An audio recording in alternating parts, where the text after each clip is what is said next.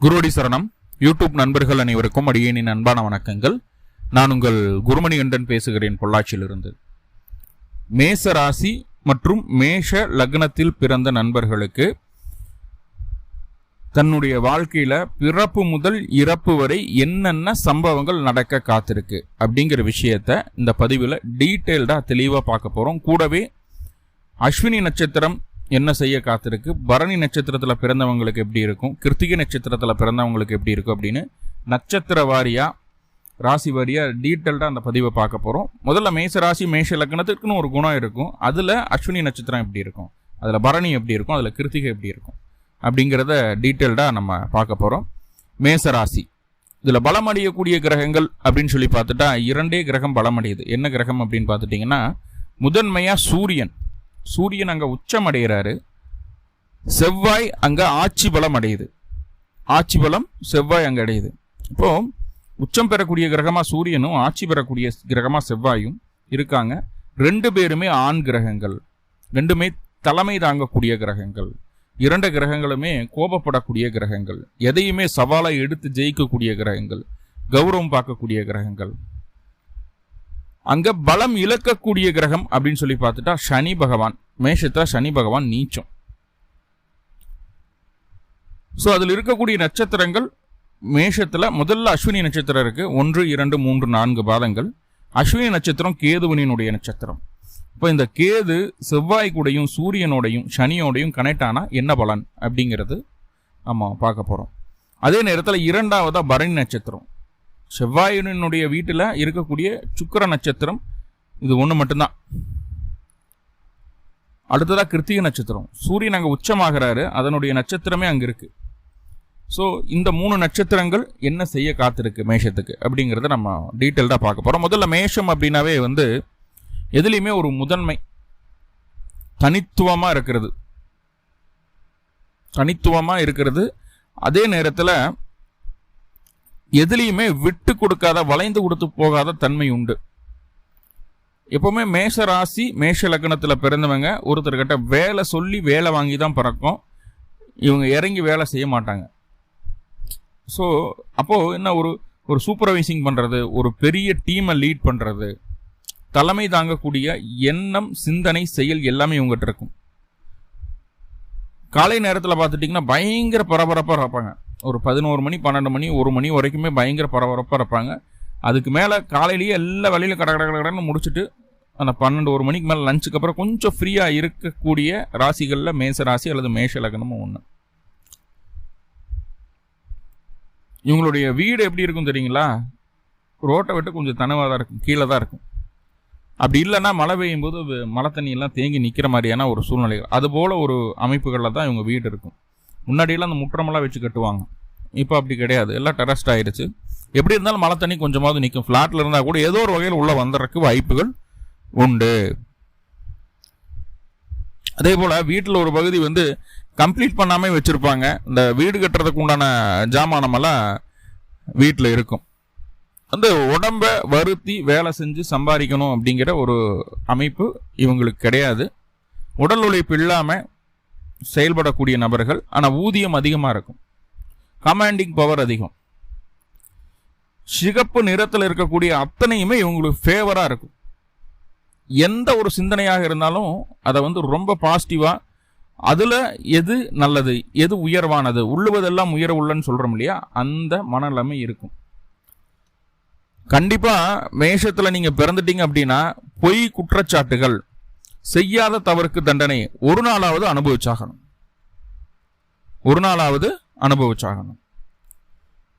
எவனோ பண்ண தப்புக்கு நம்ம அனுபவிக்கிறது. போலீஸ் என்கொயரி, போலீஸ் வீடு அது மேஷம். செவ்வாய் போலீஸ்காரன். இப்போ மேஷத்துக்கு அது வந்துடுது. அப்போ அக்கம் பக்கம் அரசாங்க அரசியல் தலைவர்கள் யாராவது இருப்பாங்க. கவர்மெண்ட் வேலையில் ஒர்க் பண்ணுறவங்கள வீட்டு பக்கத்தாடி இருக்கிறதுக்கு வாய்ப்புகள் உண்டு. இல்லை குடும்பத்திலே யாராவது ஒருத்தர் அரசாங்க அரசியல் ஈடுபாடு இருக்கக்கூடிய நபர்களாக இருப்பாங்க அப்படிங்கிறது சொல்லிடலாம். அதே போல் இவங்க ஒரு பக்கம் இடம் வாங்கி போட்டுட்டாங்க அப்படின்னா அது கடன் டெவலப் ஆகிடும். மேசராசி காணக்காட்டுக்குள்ளே இடம் வாங்கினாலும் சரி, இவங்க வாங்கினதுக்கப்புறம் அந்த ஏரியா டெவலப் ஆகிடும். டெவலப் ஆகக்கூடிய இடத்துல தான் இவங்க கொண்டு போய் காசை இன்வெஸ்ட் பண்ணுவாங்க. காம்பவுண்டு பிரச்சனை எப்பவுமே இருக்கும் மேஷராசிக்கு. மேஷ லக்னமாக இருந்தாலும் அக்கம் பக்கத்துக்காரங்க ஏதாவது ஒரு தொந்தரவு பண்ணிகிட்டே இருப்பாங்க, எதிர்ப்புகளாக வர்றதுக்கு வாய்ப்புகள் உண்டு. இந்த சிலிண்டரு கேஸ் இந்த விஷயங்கள் எல்லாம் கொஞ்சம் கவனமாக பார்த்துக்கணும். ஏன்னா அது செவ்வாய் சம்மந்தப்பட்ட விஷயமா இருக்கிறதுனால இங்கே கேதுவனுடைய நட்சத்திரம் இருக்கிறதுனால அந்த கசிவோ விபத்தோ ஏற்படுறதுக்கு வாய்ப்புகள் உண்டு. தீ விபத்துகளை கண்டிப்பாக சந்திக்கக்கூடிய ஒரு ராசிகளில் மேசராசி ஒன்று. சின்னதாக ஒரு தீக்குச்சி பட்டாவது கையில் ஒப்பளமாயிடும், அது தழும்பு ஆறவே ஆறாதுங்க. தீ விபத்துகளை சந்தித்த ராசி அப்படின்னா அது மேஷம்தான்.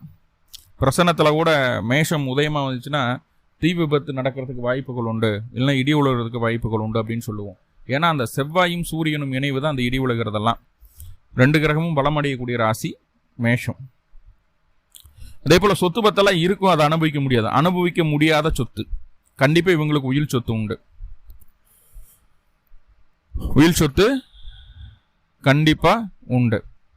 எப்பவுமே இவங்க வீட்டை பராமரிக்கிறதுலையே டைம் போயிடும். ஏதாவது ஒரு பக்கம் பராமரிக்க முடியாத ஒரு அறைகள் இருக்கிறதுக்கு வாய்ப்பு உண்டு. இருட்டடைஞ்சு கிடக்கும், எல்லாம் பூட்டியே வச்சுருப்பாங்க. ஸோ அந்த மாதிரி ஒரு அறையாவது மேஷத்துக்கு இருக்கிறதுக்கு வாய்ப்புகள் உண்டு. அதே நேரத்தில் பார்த்துட்டிங்கன்னா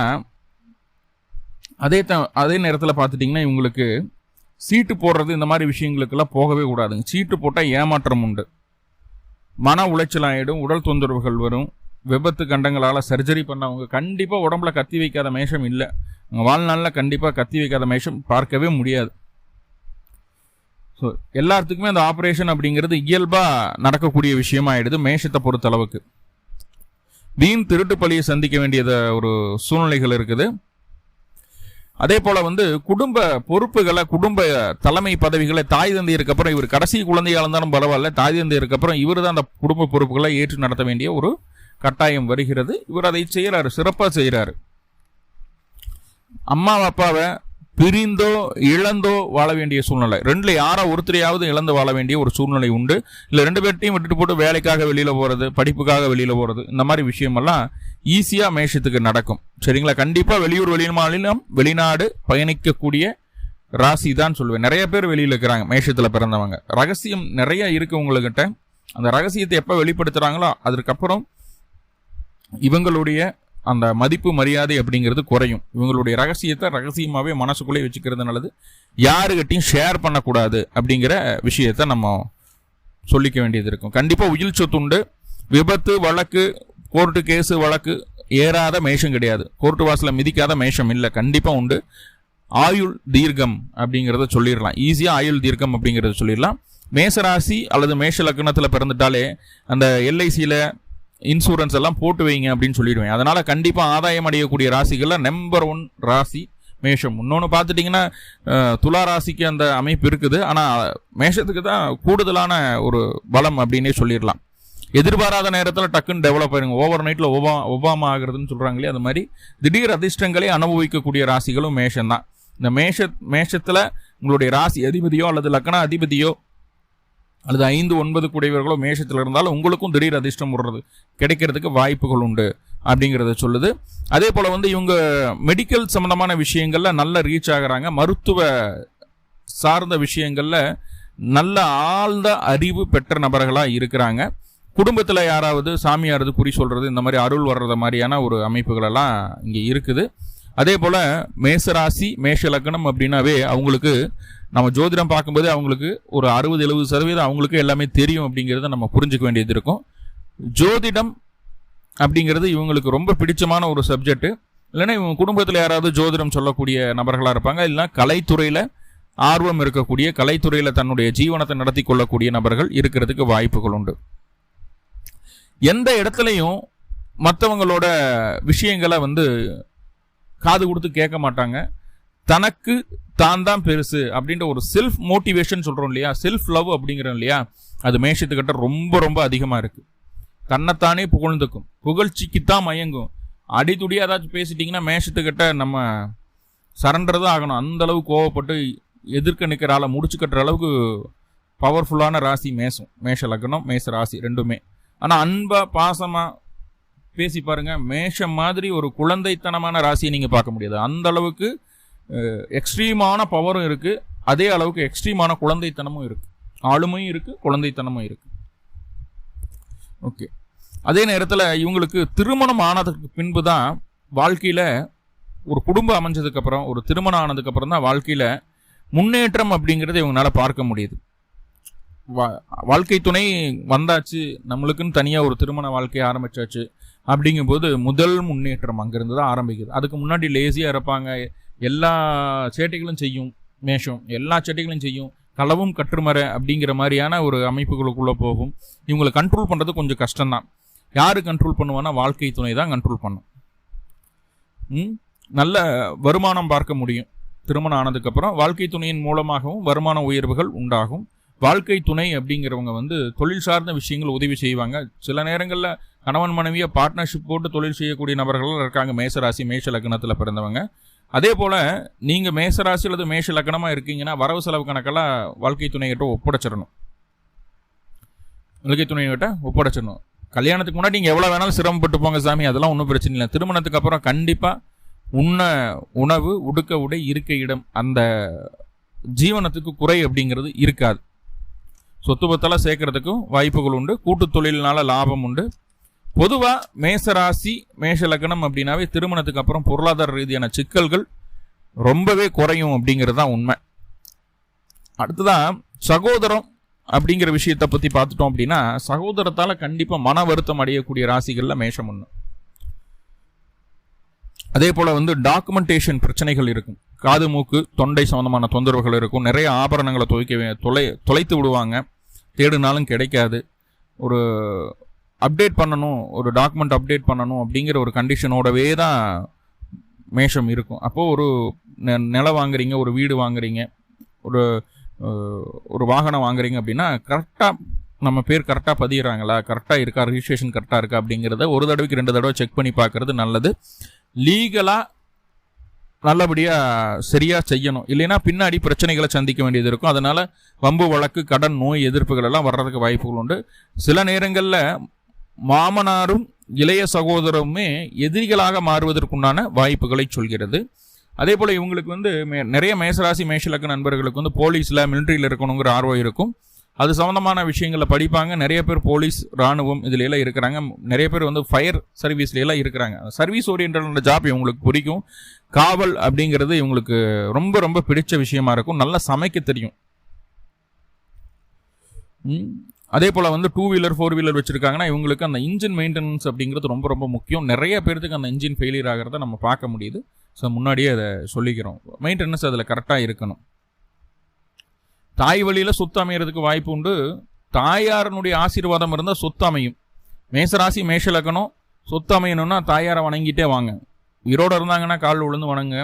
இறந்துட்டாங்க, காலமாயாச்சு அப்படின்னா கண்டிப்பாக ஃபோட்டோ வச்சு தினமும் வணங்கிட்டு வாங்க. கண்டிப்பாக சொத்து அமைஞ்சிடும்.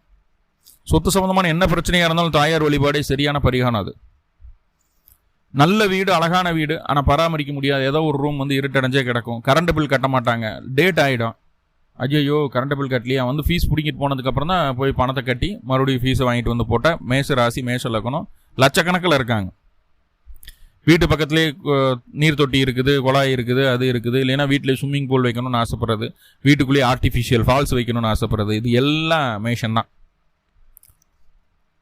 இவங்க போனதுக்கப்புறம் இப்போ ஒரு ஊருக்கு ஒதுக்குப்புறமா ஒரு நிலம் வாங்குறாங்க, வீடு கட்டுறாங்க, போகிறாங்க. ஒத்த வீடாக இருக்கும். ஒரு 5 வருஷம் கழிச்சு பாருங்கள், அந்த ஏரியாவே அந்த ஊரை விட பெருசாகிடும். அந்த மாதிரி டெவலப் ஆகக்கூடிய ஏரியாக்கள் தான் இவங்க போவாங்க அப்படிங்கிற மாதிரியான சில விஷயங்களை சொல்லுது. அதே போல் வந்து தனித்த வீடு அப்படிங்கிறத இவங்களுக்கு பிடிக்கும். எப்போவுமே மேஷம் அப்படின்னா வீதியினுடைய ஆரம்பத்தில் அவங்களுடைய வீடு வந்துடும். ஸ்டார்டிங்கில் முன்னாடியே வீடு சார் அப்படின்னு சொன்னால் அது மேஷம் தான். அதே போல் மேஷத்துக்கு வீட்டில் அந்த ஆடு மாடு வளர்த்துறது, நாய் வளர்த்துறது, இந்த வீட்டு செல்லப்பிராணிகள்லாம் வளர்த்துறதுக்கு ரொம்ப பிடிக்கும். அந்த மாதிரியான ஆசைகள் ரொம்ப அதிகம். அரசாங்க அரசியல் சம்பந்தப்பட்ட விஷயங்கள் இருக்கக்கூடிய நபர்கள் கண்டிப்பாக குடும்பத்தில் இருக்கிறதுக்கு வாய்ப்புகள் உண்டு. ஆன்மீக நாட்டம் ரொம்ப அதிகம்.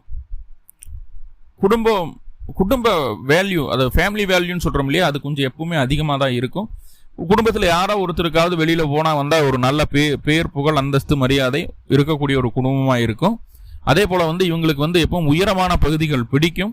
உயரமான பகுதியில் வாழ்வதற்கு விருப்பப்படக்கூடிய நபர்களாக இருக்கிறாங்க. கண்டிப்பாக ஆண் வாரிசு உண்டு. இதெல்லாம் விதிவிலக்கு இருக்குது. ஏன்னா பொதுவாகவே மேஷம்னா ஆண் வாரிசு உண்டு அப்படின்னு சொல்லிடலாம். ஆனால் கொஞ்சம் விதிவிலக்குகள் இருக்குது. ஏன்னா அது 5ஆம் அதிபதி எப்படி, செவ்வாய் எப்படி, அதே போல் சூரியன் எப்படி இருக்கார் அப்படிங்கிறத பார்த்து நம்ம முடிவு பண்ண வேண்டியதாக இருக்கும். நிறைய கோவில் காரியங்களுக்கு ஈடுபாடு செலுத்தக்கூடிய நபர்களாக இருக்கிறாங்க. ஜோதிட சாஸ்திரம் அப்படிங்கிறது இவங்களுக்கு ரொம்ப பிடிக்கும். தான தர்மம் அதிகமாக செய்யக்கூடிய நபர்கள், வெளியூர் வெளிமாநில வெளிநாடு போயிட்டு வரக்கூடிய நபர்கள். அடிக்கடி இப்போதான் சார் போயிட்டு வந்தேன், லண்டன் போயிட்டு வந்தேன், நீ அடுத்த வாரம் வந்து துபாய் கிளம்பணும், அடுத்த மாதம் யூஎஸ்ஏ போகணும் அப்படின்ற மாதிரியான விஷயங்களை சொல்லக்கூடிய நபர்களாக இருப்பாங்க. அதே போல் தந்தையினுடைய சொத்து, தந்தை சம்பாதித்த சுய சம்பாதித்தில் வந்த சொத்து இவங்களுக்கு கை வந்து சேராது, அது விரயமாக போகிறதுக்கு வாய்ப்புகள் அதிகம் உண்டு அப்படிங்கிற விஷயங்களை சொல்லுது. அதே போல் தந்தை வழி விரயம் அதிகமாக இருக்கும். இவங்க சேர்த்து வச்ச காசெல்லாம் தந்தையினுடைய மருத்துவ செலவுக்கோ ஏதோ ஒரு வகையில் தந்தை வழியில் விரயம் ஏற்படுறதுக்கு கண்டிப்பாக சான்சஸ் உண்டு. விவசாயம் பண்ணக்கூடிய மேசராசி மேஷலக்கணமாக இருந்தால் விவசாயத்தில் ஜெயிச்சிருவாங்க. அப்பப்போ வீட்டில் வந்து ஏதாவது பூஜை ஹோமம் பண்ணிகிட்டே இருக்கணும். டெய்லி இவங்களே வந்து சாமிக்கெல்லாம் பூ போட்டு சந்தனமெல்லாம் வச்சு மணி அடித்து சாமி கும்பிடக்கூடிய நபர்களாக இருப்பாங்க. ஆன்மீக வழியில் நல்ல ஈடுபாடு அதிகம். அதே போல் மேஷராசி மேஷலக்கணத்தில் நீங்கள் பிறந்துட்டீங்கன்னா உங்களுடைய இளைய சகோதரத்துக்கு தாமத திருமணம் அல்லது 2 திருமணம் அல்லது திருமணமே ஆகாமல் போகிறதுக்கு வாய்ப்புகள் உண்டு. மேஷராசி மேஷலக்கணத்தில் நீங்கள் பிறந்துட்டுனாவே உங்கள் அக்கம் பக்கத்தில் யாரோ ஒருத்தர் துர்மரணம் அடையிறதுக்கு உண்டான வாய்ப்புகளை சொல்லுது.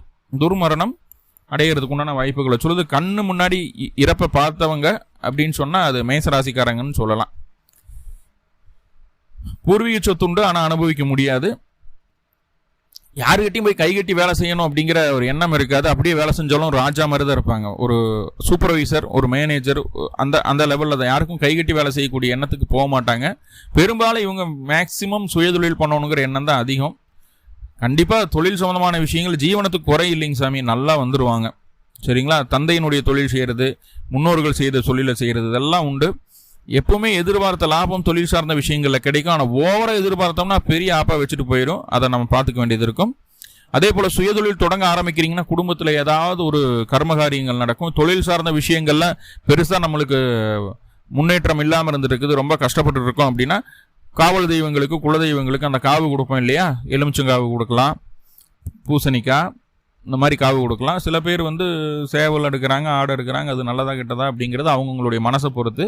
ஆனால் ஏதாவது அந்த எலுமிச்சங்காவு, கனிகளோ, பழங்கள் காவு கொடுப்பாங்க, அது மாதிரி பண்ணலாம்.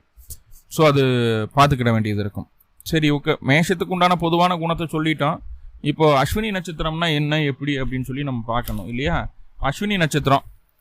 அஸ்வினி நட்சத்திரம் அப்படிங்கிறதே பார்த்துட்டிங்கன்னா காலபுருஷனுக்கு முதன்மையான நட்சத்திரம், இல்லைன்னு சொல்லலை இல்லையா? காலபுருஷனுக்கு அவர் முதன்மையான நட்சத்திரம். மருத்துவ குணம் அதிகம் உண்டு. ஏன்னா அஸ்வினி தேவர்கள் மருத்துவ குணம் உடையவர்கள் அப்படின்னு சொல்லப்படுது. அப்போது இவங்களுக்குமே அந்த மெடிக்கல் ஃபீல்டு நல்லா வரும், நல்ல ஒரு வருமானம் சம்பாதிக்கலாம்.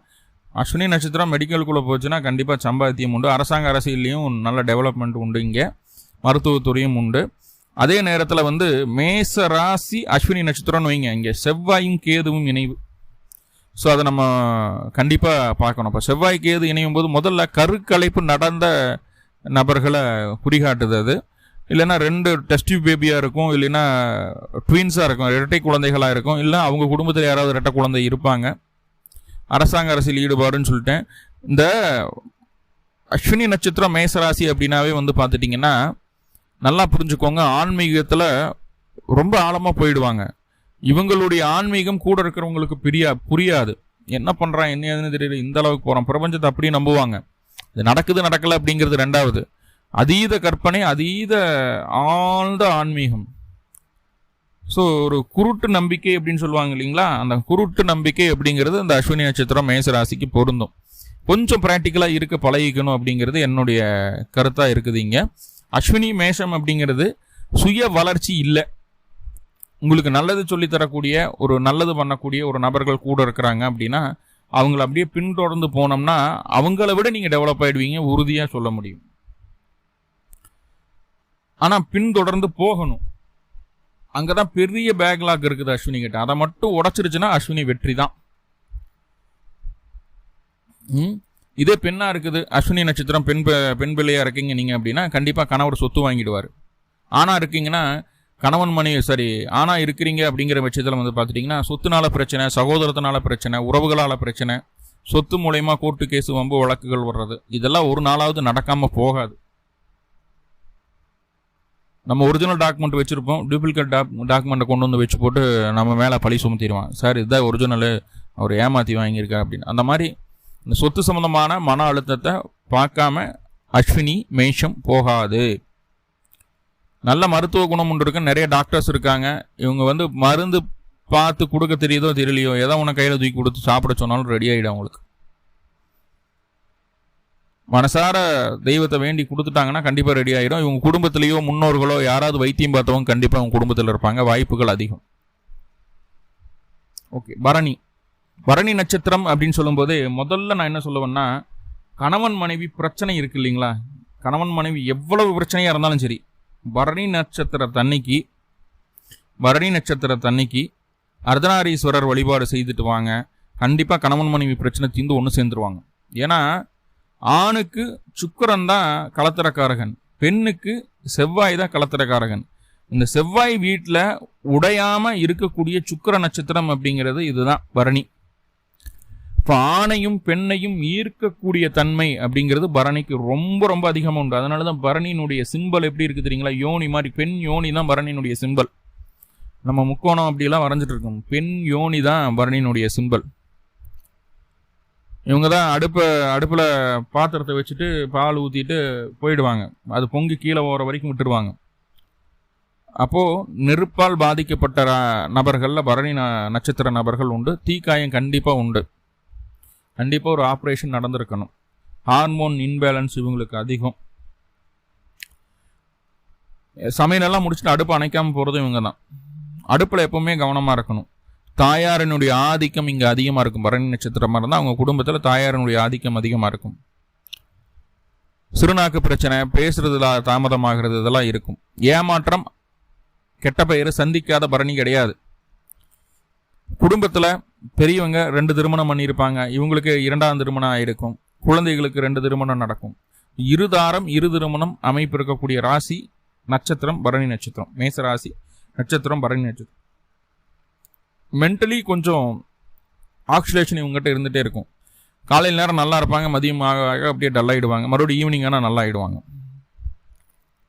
இப்போ மன ரீதியான பாதிப்புகள் உண்டு அப்படிங்கிறத சொல்லுது. நீர் சம்பந்தமான விஷயங்களில், காய்கறி உணவுப் பொருட்கள் சம்பந்தமான விஷயங்களில் தொழிலாக செய்யும்போது நல்ல ஒரு டெவலப்மெண்ட்டை இவங்களால பார்க்க முடியும். பணம், பொருளாதார மேனேஜ்மெண்ட்டு, கணக்கு வழக்கு எழுதுறது, அக்கௌண்ட்ஸ் பார்க்குறது, ஆடிட்டிங் பார்க்குறது, இதெல்லாம் இவங்களுக்கு நல்லா இருக்கும். கேசியராக இருக்காங்க நிறைய பேர்.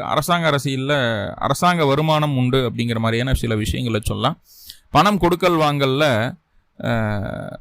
ரொம்ப கரெக்டாக இருப்பாங்க, ₹1 கூட விட மாட்டாங்க. அதில் அந்த தொழிலில் ஜெயிக்கக்கூடிய நபர்கள் அப்படிங்கிறதே சொல்லிடலாம்.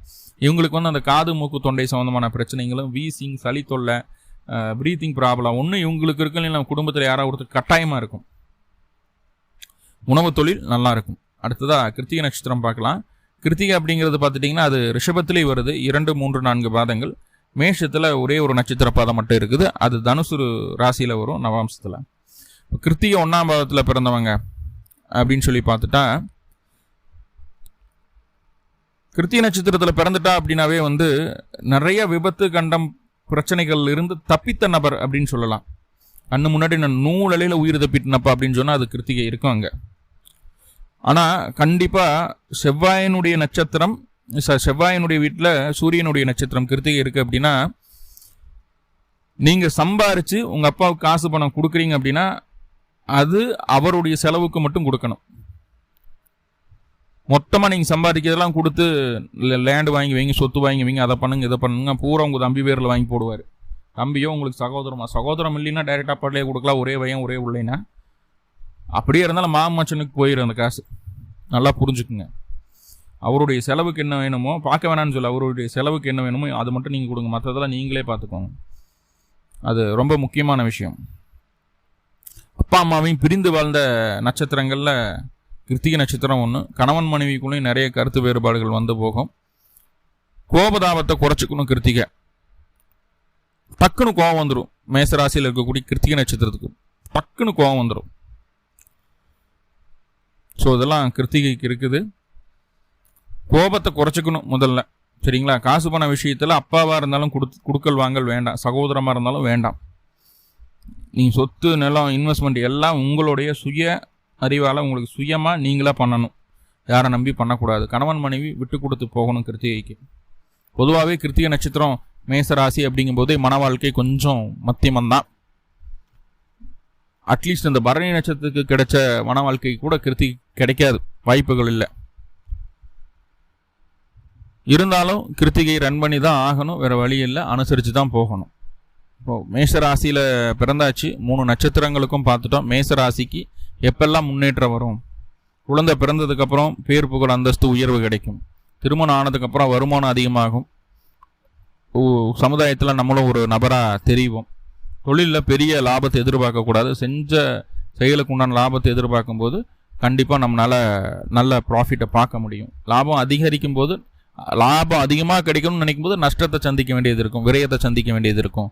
பொருளாதார ரீதியான விஷயங்களில் எப்பவுமே தட்டுப்பாடு வராது திருமணத்துக்கு அப்புறம் அப்படிங்கிற விஷயத்த சொன்னோம். ஆனால் பெரிய லாபங்கள், பெரிய ஆசைகள் இருந்ததுன்னா எல்லாத்தையும் முடிச்சுட்டு போயிடும் இந்த சனி பகவான் அப்படிங்கிறதையும் நம்ம புரிஞ்சுக்க வேண்டியது இருக்கும்.